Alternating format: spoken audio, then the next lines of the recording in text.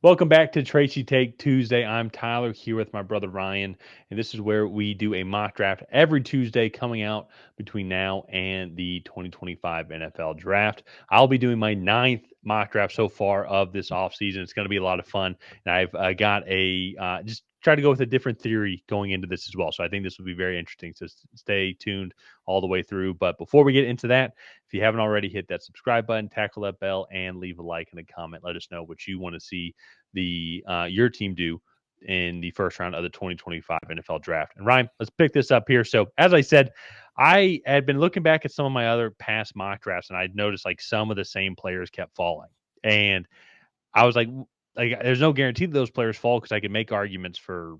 Well, I feel like I can make arguments for like why these players would be taken by this team in the top 10, top 15, or whatever. So that's kind of my approach here overall. So I'm curious to hear everybody's thoughts on this. And so, one player who I don't think is going to be falling that far is the only probably true quarterback now I think that is probably going to be considered for sure a top 3 pick, and that's going to be Cam Ward going to Tennessee.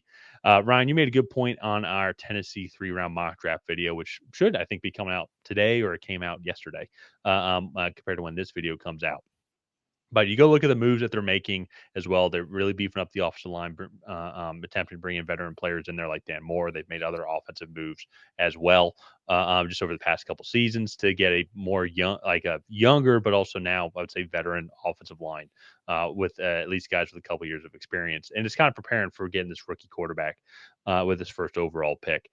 Yeah, I'm 97% confident that Will Levis is not going to be the starting quarterback next year. I don't think they want to run it back with them. And so it kind of leaves them just one option. They've missed out on Sam Darnold. They've missed out on Geno Smith. Missed out on Justin Fields. Maybe they bring in Russell Wilson. Maybe they bring in Aaron Rodgers. But once again, too, that I actually don't know if that would still stop them from taking a quarterback here and having him develop. So I'm still going to go with Cam Ward. With the Browns, though, I will say I'm not as confident that they will go quarterback.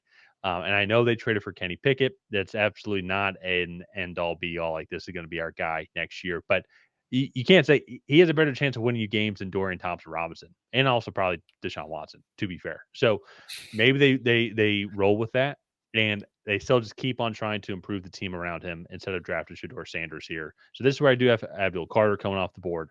And in this theory also too, I feel like the Giants, they end up taking one of those guys that they're trying to in a win now mode for Brian Dable and Joe Shane as well to keep their jobs. And once again, I don't think Shador Sanders is going to be the guy for them here, and that's going to be a consistent name overall that you'll see.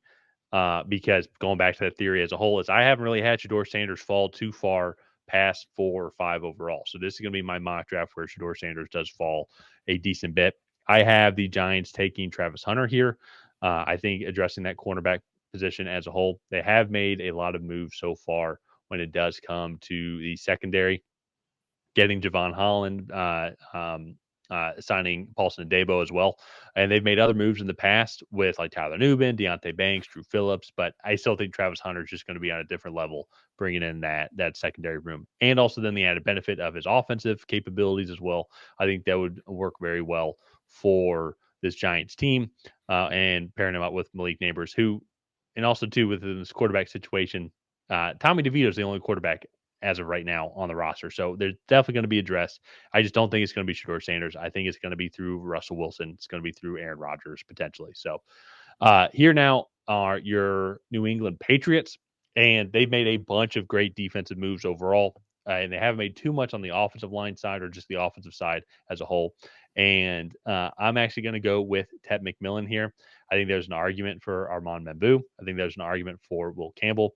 I also think there's a very good argument for Mason Graham still. I know you guys have made a lot of moves, but one big thing though is Christian Barrymore and his just health concerns overall. There's no guarantee when those will come up. Obviously, you need health first, safety first overall. But if you're looking at this from like player standpoint, maybe you go and get Mason Graham. And also, too, if Christian Barmore does play, imagine that defensive line in the future, Mason Graham and Christian Barmore. Just making an argument. But Ted McMillan, though, here, he's going to be that outside receiver that you guys are looking for, that you guys need. And I think that would be an amazing combo with him and then Drake May as well. So moving on now to the Jags, name I just mentioned, Mason Graham. He's coming off the board here. I really like that what he brings to the table compared to and how he helps out Trayvon Walker and Josh Allen. I think one of the biggest things that's just going to help out this defense as a whole is just a more consistent defensive line that's starting from pressure within the interior, taking a lot of pressure off the secondary as a whole. Defense can't really get much worse than last year, so you're already massively increasing the floor by bringing Mason Graham in here. So a couple more picks here before I throw it back over to you, but the Raiders, they've made a lot of big moves as well, bringing in Geno Smith. And this is one, too, now I just really like Ashton Jeanty going into this system here. I know this is a very deep running back class. Raiders fans, I know some of you have said that they're not going to take Ashton Jeanty, but if you're looking for just best player on the board here, I really think it's going to be Ashton Jeanty here. Imagine him in that backfield with Geno Smith. This offensive line is actually, I know it's PFF, not horrible overall. I think they just had a horrible running back room in general last year. And so he already comes in. He's going to be the number one guy, going to help out a lot with Geno Smith in the backfield, and then all the other weapons that they have as well with Brock Bowers, Jacoby Myers. And so I think this is a good Ted McMillan spot also if he does fall to them. I think this maybe could be an area where they'd want to improve the offensive line with Will Campbell. But I think those are the main players that they would end up going with here. I think it's too early for them to go secondary overall. But I'm about to be hypocritical of myself here in a second. Not this pick, though. So one of the guys who I have had fall the past couple of drafts has been Luther Burden. And I actually think he would be a very interesting complement here to the Jets and what they have going on. They do have Justin Fields, and I think you would want to have a guy that you could potentially just be a very big yak guy. Just throw the ball to him and let him do his thing overall. Really going to open things up. And I think that could be a route that they end up going here. I think my preferred options would be Ted McMillan or Mason Graham going to the Jets. But since they're both taken off the board here, I do think Luther Burden is a very good option. They could maybe go Kenneth Grant if they wanted to. It might be kind of high. Once again, they maybe could go corner. That might be kind of high until this pick here. I'll get to that in a second. But for the Jets here, I think I think there's not really too many wrong routes they could end up going here. Shoot, maybe you get Shador and then like you sign Justin Fields and let him sit there. But I don't know. As I say that out loud, that logic doesn't make sense for why you sign Justin Fields. But anyways, moving on to the Panthers now. Last pick here before I throw it back over to you. So as I've said, I do think maybe it's a little high for some secondary guys, but that's my opinion. What happens if these teams disagree? And when I look at the Panthers here, everybody knows that they need help on the defensive line. Everybody and their mothers talked about that, especially on this channel. But what happens if they love the depth of this defensive line class, which is very true, a very deep defensive line class, and they can go and address that later. They signed J.C. Horn, but really kind of outside of that, though, they don't have too much overall depth as a whole. They also re-signed Mike Jackson, yes, but when I go and look at this roster as of right now, the only nickel corner that they have on their roster is Chao Smith-Wade, and he was a fifth-round pick from last year. They did sign Trayvon Moehrig to strong safety, but even then, too, when you go look at their other safety positions, you get Damani Richardson, who I think was an unrestricted free agent that they signed last year as well. So I think you go get Jahdae Barron here, and I think you go with him because he has that overall versatility of he can play outside. He could probably kick in the nickel. I could see him just with his size and with this, I think with his overall athleticism, could maybe kick into like a free safety spot as well and move him around in the secondary. So that's kind of my reasoning for that. I think he provides more versatility to the back end of that safety. But those are my first 8 picks. Ryan, what do you think? Yeah, I mean, just kind of going through from the top. I mean, Cam Ward to the Titans, like they don't have to be discreet about it because they have the number 1 overall pick. And like, to be fair, I don't really feel like they are. But they're just, they're going all out. I think with Cam Ward and getting Brian Callahan, his rookie quarterback there. You have Abdul Carter going to the Browns. That would be instantly one of the best pass rushing duos there with Myles Garrett and Abdul Carter. Travis Hunter, I think, makes a lot of sense there to the Giants. I would be really curious about a scenario like, let's say the Browns decide they want Travis Hunter over Abdul Carter. What would the Giants do? Because they have Brian Burns, they have Kayvon Thibodeau. Like, they don't really need Abdul Carter. So do they trade the pick? Do they just take Shador and move on? I think that's a really interesting one. Tet to the Patriots, I like there. Mason Graham to the Jags, just that's kind of become a very common pick, I think, in this exercise, just because of the presence he has there on that defensive interior, which they need so much. Ashton Jeanty to the Raiders makes a lot of sense. And then Luther Burden, I really like Luther Burden. This might be a little high for him. I think the big thing that we're gonna have to gauge is how much do teams value 2023 versus 2024 with him. So I think that's going to be really important. Jahdae Barron, I like him a lot. I would probably have Will Johnson higher, but with the Panthers already having J.C. Horn, I think Barron's versatility maybe would put him a little bit higher Yeah. on their list as well. Yeah, well, and that's the other thing. I'm trying to just think about this differently. I don't want to just keep making the same mock drafts over and over again. And so I Yeah, think one thing with Luther Burden too, if you go look at that 2023 season, is I think we would be expecting kind of a similar type of performance as well. I mean, Justin Fields is way better than Brady Cook. So I'm not trying to say that, but I think he can be that binky for this Jets offense to lean on. Be like, hey, let's just go. We just want to go get 3 or 4 yards. Like let's throw the ball out here to him. Like do a wheel route, do a screen route or something like that, or do a quick little post. And I think he's got that speed, that capability for them to really lean on. I think he'd complement Garrett Wilson really well. So let's yeah, move on here now, though, to the Saints. So something similar, I would say, kind of the logic around what the Jets has been thinking defensive heavy, defensive line heavy. But what are some of their other needs? What are some of their other things that they could end up and going and doing? And they have another Ohio State receiver, Chris Olave. I think let's pair him up with the Ohio State receiver coming out this year, Emeka Egbuka. I think once again, just a good compliment overall to that receiving room. Good compliment, I think, to the quarterback situation that they have as of right now. Still, Derek Carr is still on the roster as of right now, and I think that's going to be the guy who is the quarterback for the Saints next year.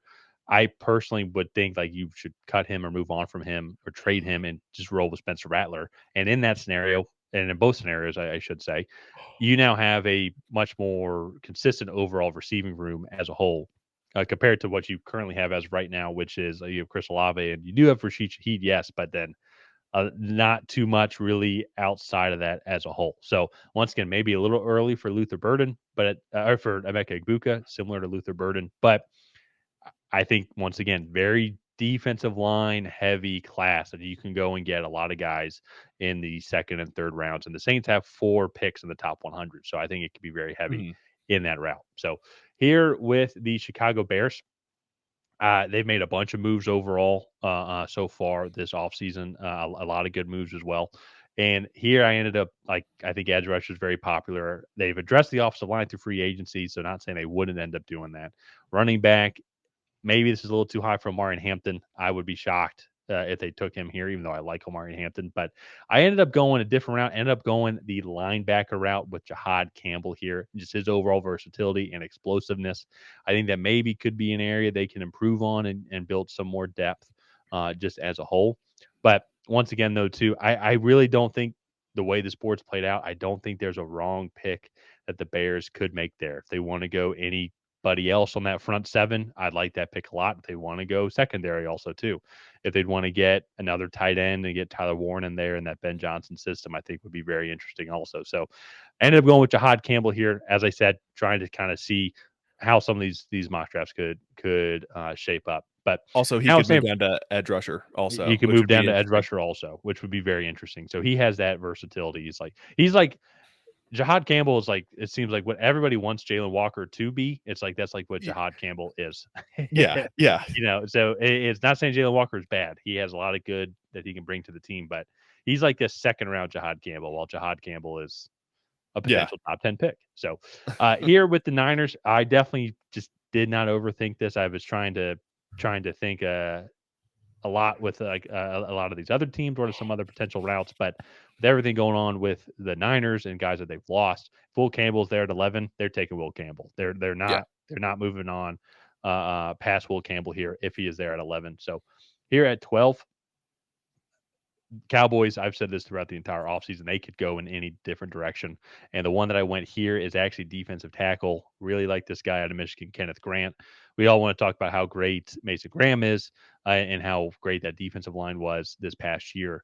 and then even the year also too when they won the national championship. But Kenneth Grant has a big say in that as well. I think he'd come in, bring up a lot of attention, create some more one-on-one matchups for Micah Parsons, and similar, I think, logic to the Bears as well. If you don't like that pick, you can go anybody else. I think in that front seven, Mike Green's still available, James Pierce Jr. I think a lot of different routes the Cowboys can go. Here with Miami, one of the things too with the secondary, so they did end up losing Javon Holland. I know he's a free safety, but also Jordan Poyer has not come back yet either. Probably won't come back. And Jalen Ramsey's also getting up there in age. So I have Will Johnson coming off the board here.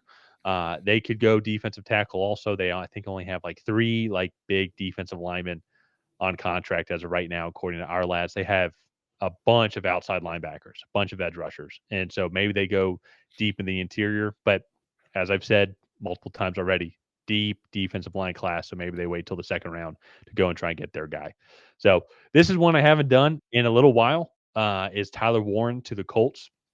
Colts have made a lot of moves overall when it comes to their secondary, so I think they might pass on Malachi Starks.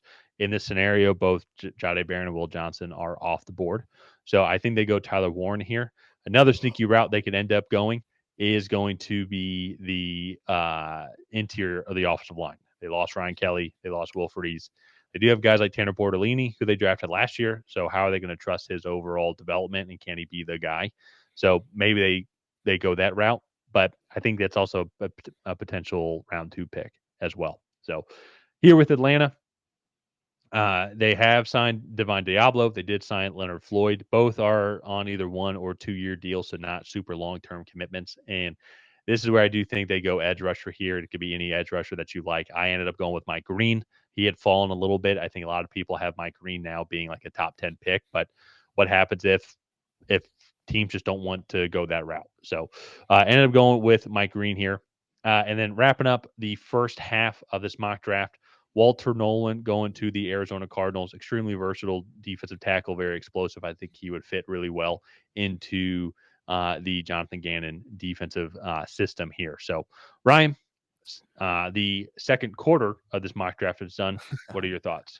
Yeah. So I'll start at the top. Emeka Egbuka, I like Emeka Egbuka a lot, and I think he's a really solid possession receiver, and I think in that offense he would do well. I personally would take Matthew Golden over Emeka Fair. Egbuka. I think just his tape and what he did late in the season was really impressive. He's a better athlete than Emeka Egbuka as well, so I would personally go that route. With that being said, there isn't like a clear hierarchy in this wide receiver class. Like I think Tet is clearly the number 1 guy, and then you kind of have like 5 or 6 that are like all right there in the same kind of tier of receiver. So it'll be interesting to see who values what. We could see like a Jahan Dotson pick where people think he'll be a second rounder, and then he comes up here and gets taken early on. So Jahad Campbell, I like. Will Campbell, I like. Kenneth Grant, I like. Will Johnson makes a lot of sense. Tyler Warren is very mainstream to the Colts.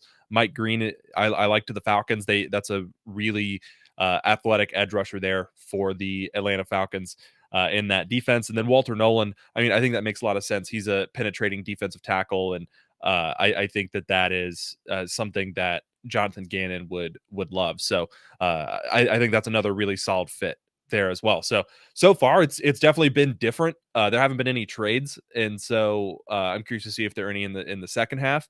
But I think that this is shaping up to be a nice different mock draft. Yeah, yeah, and that was my goal too as well. Is like I don't want to be like very like tunnel focused, like kind of in an echo chamber of like, oh, like this team won't do this, so this team like will have to do this. So I'm trying to mix things up here, and that's what's unique about this draft is you can make a lot of different arguments. I think for players going to different teams here, and so there's some players here who when I got done with this mock draft, like oh wow, like they fell out of the first round. And typically those guys have been in my first round here, so it's going to be interesting to see your thoughts on that when all this wraps up. But getting back to it, though, Cincinnati Bengals are on the clock at pick 17. I do still just really like defensive line as a whole for the Bengals in their draft overall. They say receiver here, but it's looking like Jamar Chase and T. Higgins are both going to get nice extensions from them as well. And I even like the other receivers that they have on that team, such as Andre Yoshivas as well. So I didn't think too much outside of the box here, but I did end up going with Jamar Stewart. He had started to fall a little bit. I think you just go look at his intangibles from his NFL combine, and everybody was just enamored by how much of a physical specimen he is. I think the uh, Bengals would go with a guy like this. And I think he also kind of fits that 4-3 mold that they are looking to fit in there. So Mhm. here with Seattle, uh, once again, it's they maybe could go offensive weapon here. They maybe could go offensive line here. But I actually ended up going with Derek Harmon here. I get that defensive line and just keep on improving that on the trenches. I think this would have been a very interesting spot, I think, for like a Matthew Golden to go here as well.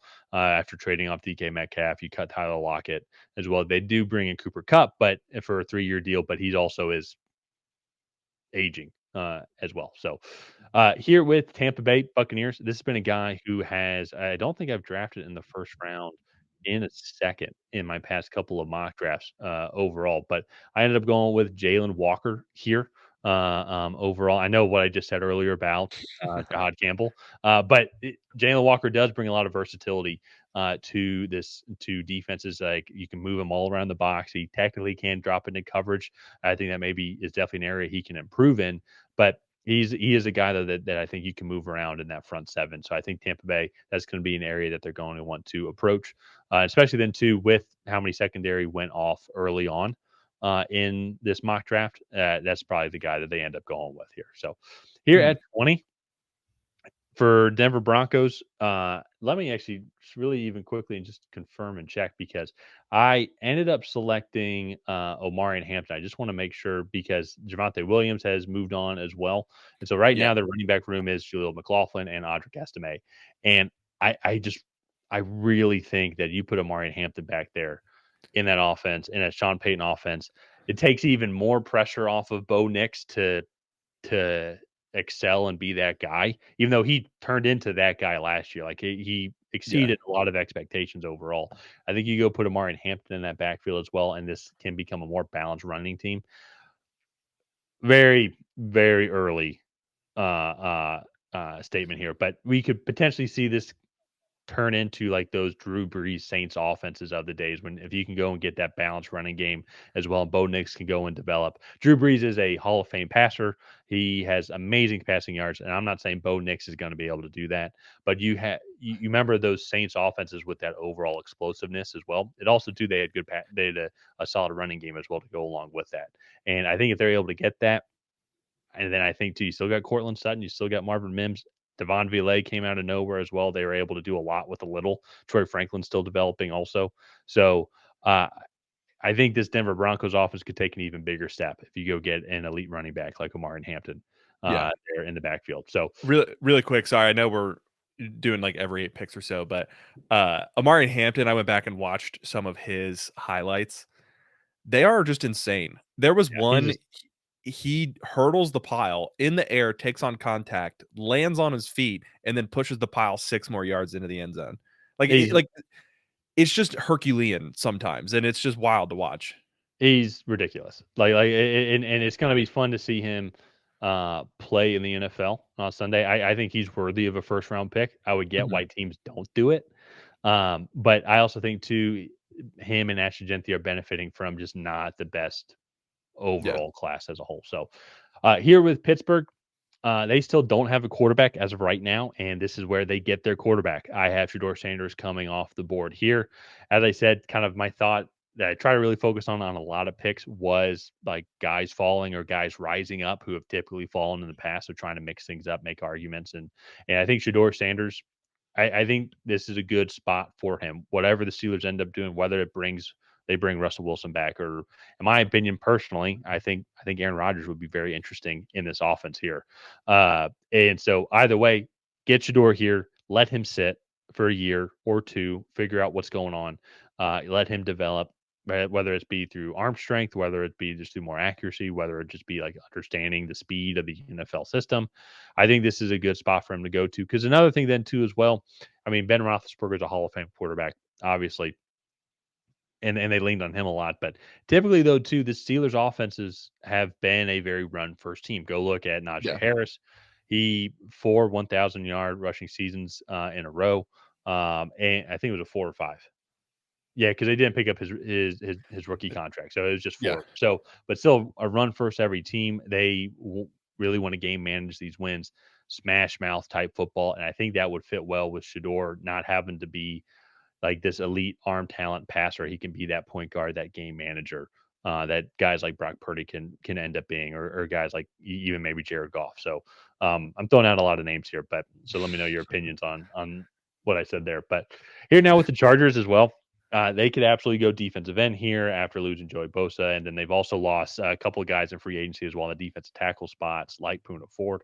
But here, though, I have them end up going with Colston Loveland here, really addressing that tight end spot. Once again, heavy defensive line class as a whole. So I think they can go and get a lot of other guys in day 2 or day 3. So go and get one of the top tight ends here that I think can come in. And Jim Harbaugh knows Colston Loveland. I think he would fit really well in the system. I think Justin Herbert would really like this guy to be able to throw to. No offense to Will Dissly, but I think it would be an upgrade overall. So Green Bay Packers here. I typically have done secondary for them. I think last mock draft was, I think, the first time I did a edge rusher here for them. So this time I actually ended up going with the other Texas A&M edge rusher. I ended up going with Nick Scorton here. And once again, I think he would kind of fit that type of mold of that 4-3 defense that they're looking for. He's a fringe first round pick. And so he's been falling a lot from our first mock drafts as a whole. But I don't think I've actually taken him in the first round over my past couple of mock drafts. And so I think this is the first time he's made an appearance in a little while. So, but I think he has a lot of potential, a lot of upside for this Green Bay Packers defense. Last pick here before I throw it back over to you. So the Minnesota Vikings as a whole, they lost Cameron Bynum to the Indianapolis Colts in free agency. And when I go back and look at this secondary room as a whole, Harrison Smith, he is getting up there in age as well. There's other guys too in that secondary of like, how are they just going to replace like Cameron Bynum and that production that they had as a whole? So here I actually have Malachi Starks. He's a guy that fell. He's a very interesting player as a whole because I think he's really good in the secondary. I think he's going to be a great NFL player. But with him being a safety, how are teams going to value him as a whole? He clearly, I think, compared to the next guy in the safety department, is like the best guy. But just where is he going to fall? I think tight ends could also Mhm. maybe kind of be considered that way as well. So I have him going 24 here to the Minnesota Vikings. Yeah. No, I think that's a good fit. He falls. I do think his athletic testing, and his athletic testing may have his stock fall a little bit, so he might be actually more realistically available to these teams in the back end of the first round, and so I think that's a good pick. Nick Scorton was a guy. I think he was his downfall, I think, has to do with more of like the Texas A&M scheme. I think him and Shamar Stewart could have been utilized maybe a little bit better, but they were lined up over tackles, not necessarily given the go ahead to really pin their ears back that they will get in the NFL, and really get after the passer and be disruptive. So I feel like there's a lot more ceiling to those Yeah. two guys specifically who are both in this tier. Shamar Stewart's athletic testing, dude, is just insane. Like going back and watching Wild. it, and then you look at his flexibility drills and just kind of like the overall like bench press and whatnot. Like it's just insane the athletic specimen that he is. He's literally the most athletic defensive end that they've ever tested. He got a 10.0 on the relative athletic score, which is just insane. So Derek Harmon, they do have a lot of guys there on that interior. Uh in Seattle, they are older. Like I think Leonard Williams is like mid 30s. Hmm. And so I think that would be good to get some guys in the back end there. They maybe could go edge rusher, or maybe take Armand Mimbu, who's still on the board. Jalen Walker, I think fits Todd Bowles' defense really well. Shedeur Sanders, I think if he makes it here to 21, um, is really good value. That would be like almost right. I think they took Kenny Pickett at 20. Yeah. And so I think that would be good there. And Colston Loveland as well is just another solid pick. So Yeah. it's been solid. It's definitely been different, and this is probably one of the first times in a while where we've done a mock draft where I really can tell that it's different. There's a lot of new names, a lot of new fits and whatnot. So I thought you were gonna it's say, good. like, where you could tell that I thought about it. I thought you were about to go that route. No. Yeah. I was like, "Ryan, that's insulting," but maybe correct. So, no, so the one thing just looking back at it, and my one comment is, I feel like the Derek Harmon pick for Seattle kind of went back to my old mold of thinking for Seattle. I think if there's one pick I could change, it would be the Matthew Golden going to Seattle here after like all Yeah. the moves that they have made as a whole. You go and get Matthew Golden. I think that could be the route, but I think there's so many different routes that they could end up going here. And so, but let's wrap up these last couple of picks here. And so, speaking of trading away players, Houston Texans traded away Laramie Tunzel and a guy like Armand Membu. I think falling down to here is, I think, just too good to pass up. Offensive line as a whole, I could see them triple, quadruple dipping on the offensive line in this upcoming class. And so here, they technically have Titus Howard slided in as right tackle. Blake Fisher is kicking over to left tackle, according to our lads. But I think a guy like Armand Membu, you draft him, bring him in there, have that competition, and just like may the best man win. And so he was right tackle at Missouri, but he also provides a lot of flexibility as a whole. I think he has the height to kick inside as well and the strength to kick inside also. And so I think that's where he can end up potentially being a good selection here overall to the Texans. Here and Los Angeles, I still think outside corner is going to be the route that they end up going here. Maybe this, if I was going back to my original thoughts and like kind of like my thesis for this as a whole, is like maybe they could go receiver because they did move on from Cooper Cup, but they signed Devontae Adams here, and so here I think it's going to be a big focus on secondary. I ended up where I mixed things up a little bit was who I selected. I ended up going with Maxwell Harrison, cornerback out of Kentucky. I think he could be a guy that could really help and fit into the system here. Into what Sean McVay and this team is going to try and do. If you don't like him, it could be Trey Amos that you could end up seeing there as well. So here now with Baltimore, I ended up going with James Pierce Jr. here as a whole. Gray Zabel was a guy that I also heavily debated as well, especially too with Patrick McCarry moving on from the Ravens. So, but here James Pierce Jr. Keep addressing that defensive front seven and getting a guy like him, and with his talent overall falling down here, I think it would be something they would be too good to pass up. You could go get your interior offensive line replacement of Patrick McCarry here in the second round. So now this is where I do have Gray Zabel coming off the board. They lost Kevin Zeitler. The Lions lost Kevin Zeitler in free agency. So I think Gray Zabel can come in. He's been a guy that's been shooting up draft boards as a whole. I think he would come in, help out that interior of the offensive line a lot. Another sneaky one, though, as I've mentioned his name several times, but they did end up re-signing Tim Patrick. But I think Matthew Golden would be a very interesting guy to add into this system here, as I think he would be a good complement overall. A more pure outside guy compared to what James Williams and Amon-Ra St. Brown can bring. And so here with Washington, this is where I have Trey Amos coming off the board. He's been a guy that I've liked as a whole. Very aggressive from what I can see on film. And yes, they have Mike Sanders as our outside, and they have Marshawn Lattimore this year. But I will say too, the Marshawn Lattimore, I think he's just on a 1-year deal though as well. So this you still need to think about the future as a whole. And with how aggressive Dan Quinn likes to get on his front seven packages as a whole, and the front seven that they have currently with Joseph Newton and Deron Payne, I think Trey Amos would be a guy that'd be a very interesting secondary room with him and Mike Sanders. So last couple picks here. Buffalo Bills, I have Michael Williams coming off the board here. Keep addressing the defensive line. It just seems like a Buffalo Bills type of move is to go that route. And then with Kansas City Chiefs, I have to go with Kelvin Banks Jr. Him falling all the way down here, I think was too good to pass up. And then last but not least, then too, Donovan Ezrake. If there's going to be an outside linebacker type guy that the Eagles are going to want to try and replace Josh Sweat with, and potentially even to Brandon Graham, it's going to be Donovan Ezrake. So, but that's my draft. Those last couple picks here, I might have maybe gone back to just pretty cookie cutter type selections. Matthew Golden ended up falling out of the first round, and there were several spots where I think he could have gone in. Uh, Yeah. and so, heck, it's like the Lions. I really like the Lions. Actually, I think that would have been interesting as a whole, Also, the or Chiefs would have Chiefs been would have good. been interesting I as well. But as I said, try to mix this up here. This draft is so fascinating in so many different ways, and as I said, you see Jade Barron at 8. I think my argument makes sense why they would go with a guy like Jade Barron who has that talent to potentially be a top 10 pick.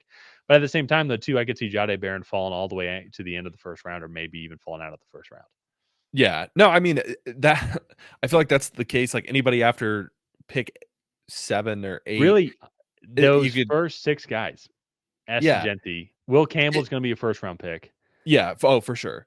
But then, but like, and everybody else, you never you know. could easily make a case, like Tyler Warren, he's a great tight end prospect, don't get me wrong. But, like, if you wanna make the case that Tyler Warren is a second round pick, be like, "Well, he's not a great route runner. He just kinda runs to open spaces on the field. He is good with the ball in his hands, but he's not like this uber explosive, uh, Well, athlete as well." Like, and it's like, "Oh, yeah, like, you can well, kind of." and And one thing I think too as well to add on to that is in every draft class is different. Last draft class was amazing, but Brock Bowers fell to 13 in last year's draft class. As I said, yeah, last year's draft class was great, but Brock Bowers through 5 games in the league, we all knew like, oh, this guy's probably the best tight end in the league already, you yeah, know. And so like Tyler Warren that's going to go 14th overall.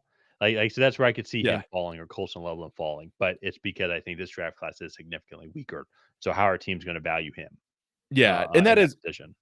one thing that I think will be interesting to see, like, how aggressive teams are, because if you love a guy and you're at, uh, 24, like you're the Vikings, or they're not a good team because they don't have a lot of draft capital, but you get the point. You're like, "Well, if I can get up to, like, 13 or 14 or 15 where the Falcons are, they need draft picks, like, and I can Yeah, get a guy that I really like," I think that would be worth it because I think there's not a big disparity in this draft class between the guys you're gonna take here and the guys you're gonna take at your next yeah. couple of picks. So, if you feel you found a guy that has separated himself, I would be aggressive in going and getting that. I will, and then also I'll say at the same time and be like, well, if you can't find a guy that you really like, and there's a team that's willing to trade up, I can see teams being like, well, I'll trade back and I'll take 3 of these guys that I can't tell the difference between.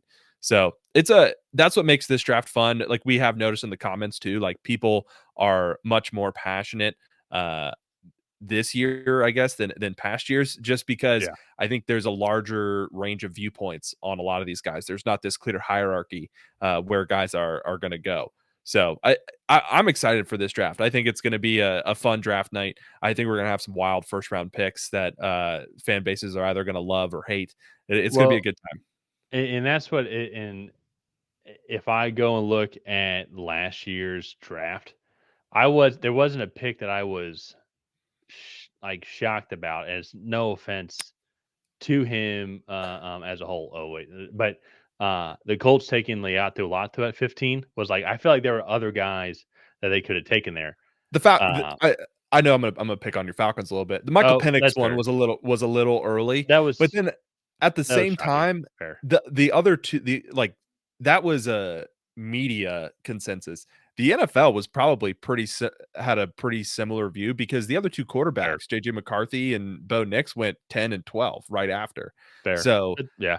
like, while that pick in the moment was a little shocking, like, it was like, I think the NFL viewed him as a top 10 pick.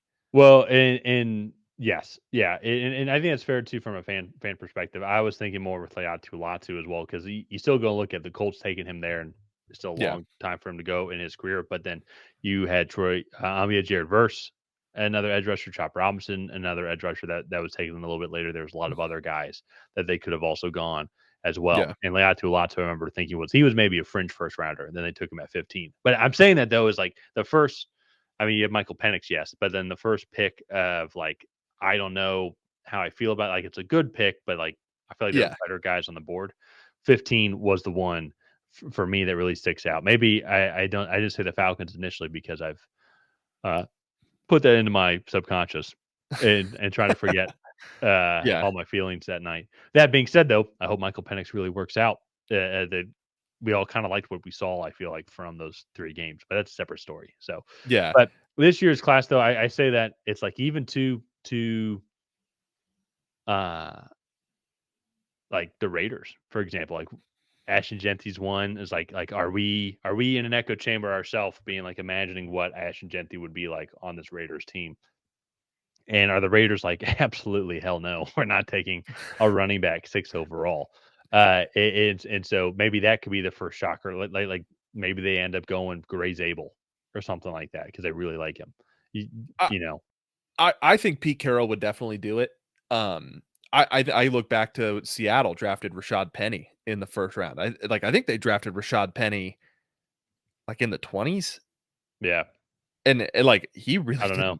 didn't pan out to be anything in the NFL. So you get a guy of Ashton Genty's caliber. I feel like they would definitely make that pick. Um, but we'll have to see. I'm curious to see what Raiders fans think of the Ashton Jeanty pick. I do have him. I now have 4 blue chip guys in this class, and then I think I have 18 first rounders, first round grades. The 4 are Ashton Jeanty, Mason Graham, and then Abdul Carter and Travis Hunter. But with that being said, that's pretty loose, I think, on those Yeah. picks. But all right, let's go ahead. Let's wrap up this mock draft here. If you guys have not already, please go ahead and like and subscribe. That is the best way to help out the channel. While you're down there, leave a comment on what you thought of Tyler's 9th mock draft of the offseason. Did you love it? Did you hate it? What would you have done differently? Other than that, we'll see you guys next time.